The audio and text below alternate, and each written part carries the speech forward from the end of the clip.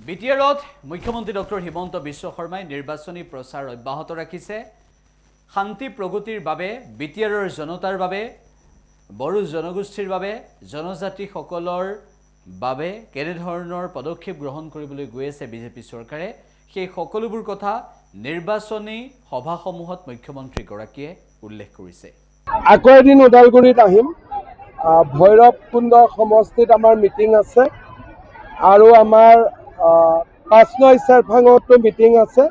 গতিকে ২০ আগষ্টৰ আগতে মই আৰু এবাৰ ওদালগুৰিত আহিম। ৰাইজৰ বহুত উৎসাহ, আমি বহুত ভাল ভোটত এইবাৰ ওদালগুৰিৰ গোটেইকেইটা সমষ্টিতে আমি জিকি যাম।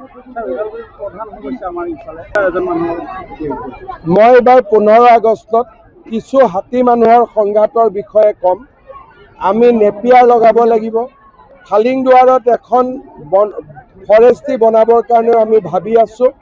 মই ভাবোঁ যে সকলো চেষ্টাত আমি হাতী মানুহৰ সংঘাতৰ পৰা ৰাইজক কিছু ৰেহাই দিব পাৰিম।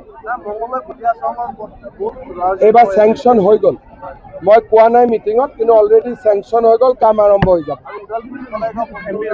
মই চাই দিম। আকৌ এদিন ওদালগুৰিত আহিম। ভৈৰৱকুণ্ড সমষ্টিত আমাৰ মিটিং আছে আৰু আমাৰ ৫ নং চেৰফাঙতো মিটিং আছে। গতিকে ২০ আগষ্টৰ আগতে মই আৰু এবাৰ ওদালগুৰিত আহিম।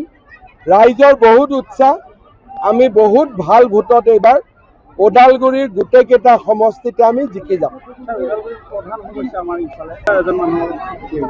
মই এইবাৰ ১৫ আগষ্টত কিছু হাতী মানুহৰ সংঘাতৰ বিষয়ে ক'ম।